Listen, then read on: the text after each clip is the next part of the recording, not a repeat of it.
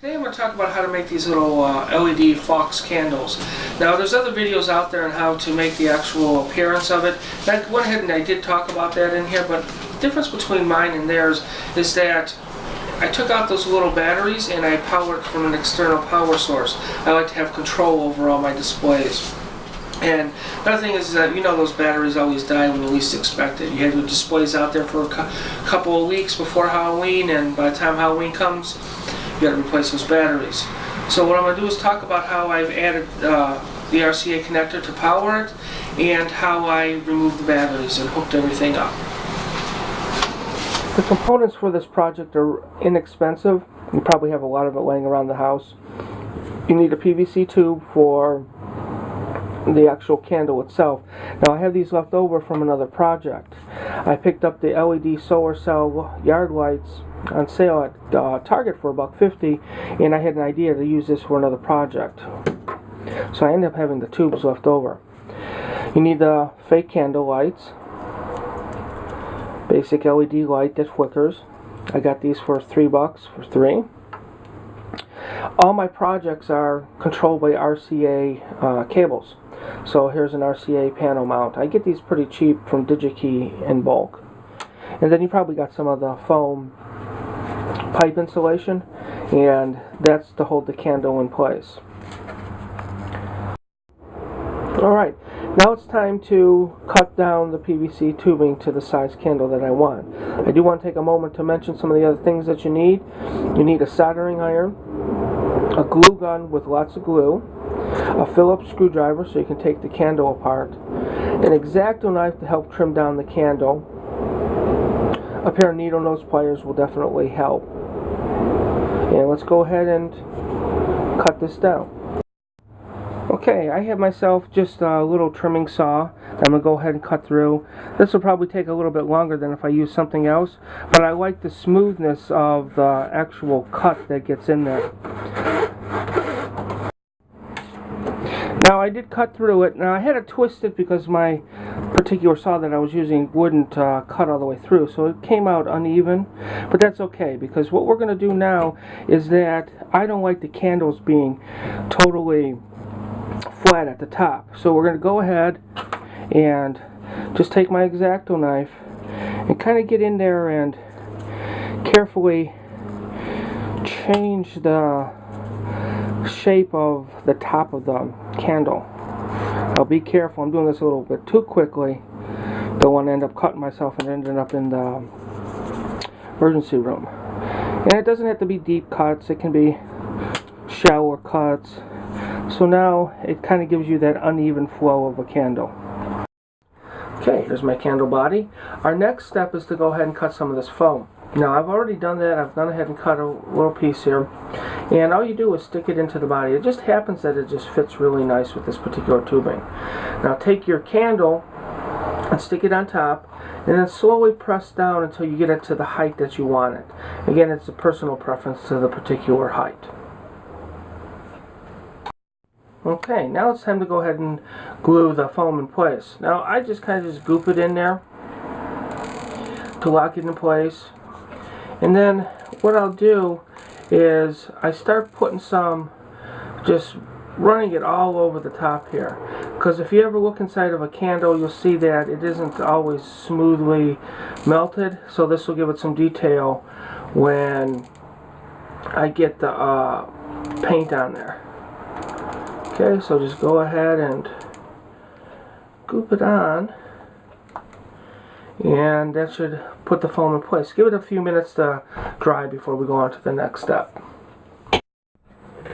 Okay, I've let it harden for a few minutes here. And now we're going to go ahead and put the detail in. Now this is the easiest part. You can just go ahead and make your run lines down. Now I have to go a little slow because this is a cheaper heat gun, so it doesn't quite melt the glue as quickly. And you can see, you can go through these glue sticks real quick depending on how much detail you put on it. Now one of the cool things that I found is that, you know how sometimes you have these strings that come out? They kind of add to the texture when I go ahead and I paint it. I left them on my prototype just to see how it looked. and they end up coming out pretty good. Now, don't try to put big globs on right away. You can do this in several different layers. In fact, one of the ones that I did, I have a big piece hanging down off to the side. The glue is now hardened, and hopefully you can see some of the detail because this is a brown plastic. Probably can't see it too well. So what I did was I have one that's already a couple steps ahead that I brought out that I'm in the middle of primering it, and hopefully you can see some of the detail in there. And when I cover it up, it'll really look nice. Now, if you were just making these candles without them being controlled, then you'd almost be done. All you need to do is finish painting it, and then you can take your little LED candles and drop them into place, and you'd have your nice effect. Now, again, this is candles that I want to be able to control, basically turn them on and off on a whim. So our next step then is to go ahead and start taking the LED candle apart. Okay, now I'm going to go ahead and start tearing one of these candles apart. Again, you need a small Phillips screwdriver. Now first I want to take out the batteries. So there's 2 holes for the batteries. Again, one of the things I didn't like about this was the fact that they used the button batteries, and those are always quite expensive, and they don't seem to last as long as I would like them to be. Now the little screws for this you don't need to keep because we're not going to be keeping the battery cover at all. Okay, and go ahead, pop out the batteries. Next, there's 3 screws here that you've got to take off. So you want to go ahead and undo those screws. Now these are a little bit tinier than the screws that were for the battery cover. So those you want to keep. These you definitely want to keep. Okay, so I got the 3 screws out, and we're all set to take it apart. Now this is where having the needle nose helps a little bit, but I'll just go ahead and pry it apart carefully. And there we go. Here's the top part, and here's the little circuit board with the LED on it. Now there is 3 more screws. Those are the screws holding the circuit board to this plastic piece, so you want to take those off as well. Now I do want to mention that if you're not good at soldering, you probably want to not want to go through all this. Granted, these are relatively cheap, so if you ruin one, which me myself I did when I was trying to figure out the actual circuit and where to put the power cables and everything. So take this apart, separate the board, and you do want to keep these screws because we are using this piece here, but we are going to modify it. So there we go. Carefully lift it up. There's a switch. This is where the battery pieces were going. Okay. Now be careful when you're soldering this, because I found that, again, these are cheap, so I tended to damage the board when I was taking this off. Now I just happen to have a solder sucker, so it makes my life a lot easier, and I'm able to go ahead and suck the pieces off. Alright, so now that I got the switch loose, as you can see, I can pull it off. And I did notice, now that I've got it off, that the actual board itself is damaged. So it's probably right from the factory it was damaged, so I'm going to have to do a little playing around with it when it's done. Next is to pull out the battery clips. Now there's 6 battery clips here, here, here, right here,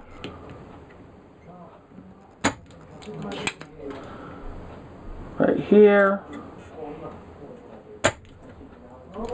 and right here.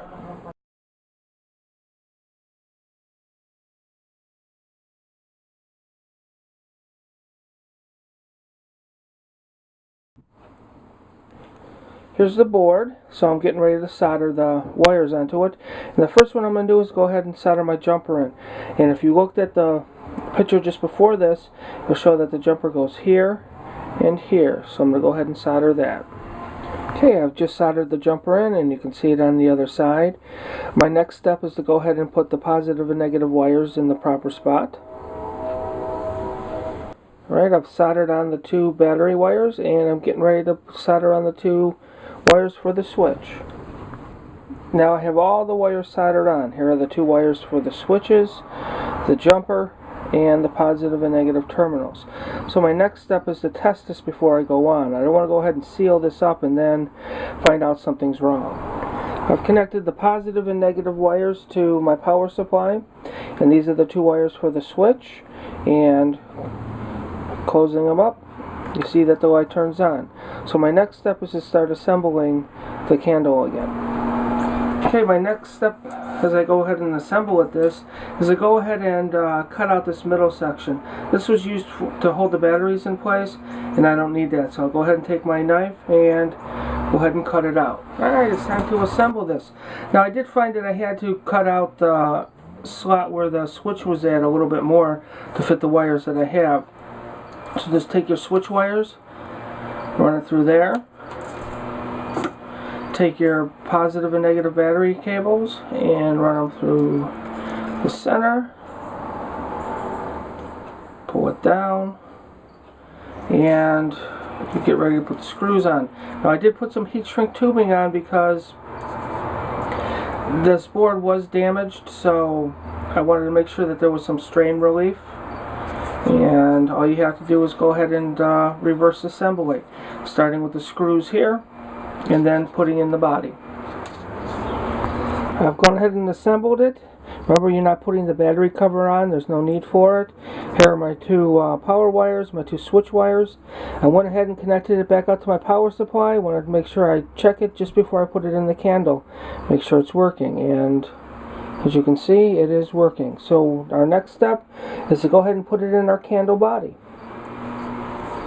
So here's the candle and the candle body. You see the wires hanging through, and they're hanging out. Now since I'm controlling this, there's no reason for this to come out. So I'm just going to go ahead and take my glue gun and fill in the gap here and let it dry.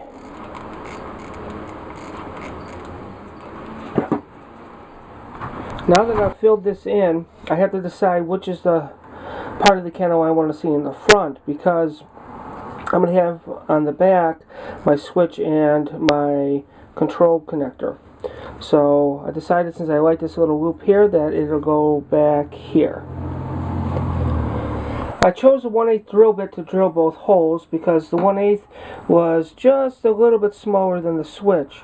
Since this was inside the candle, this has no flanges for me to connect it, so I'm going to have to kind of glue it to the top. And then the other hole will be for the RCA connector.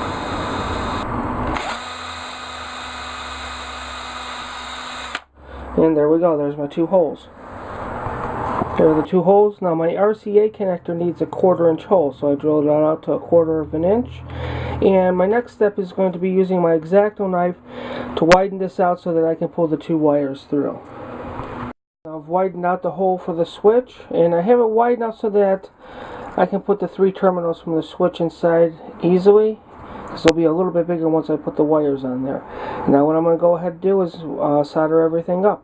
First thing is to pull the wire for the switch through, solder the switch in. I can glue that in place.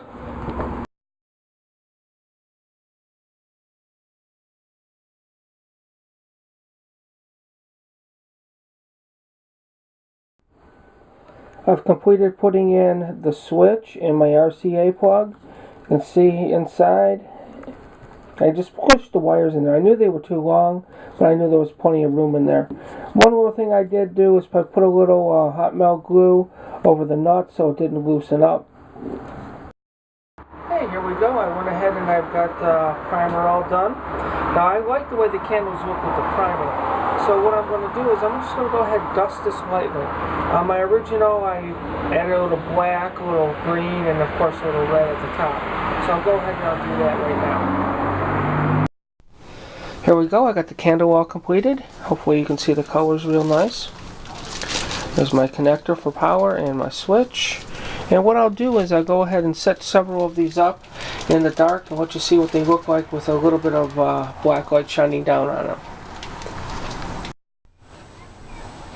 Here are 5 of the candles that I have completed.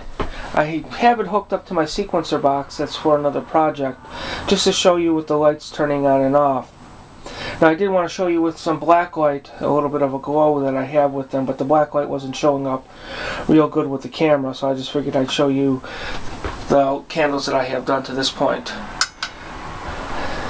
A little bit more light here. Hopefully you can kind of see the detail that I've added to it since I finished the little one. I did add a little bit more detail with painting the wax coming down the side totally red.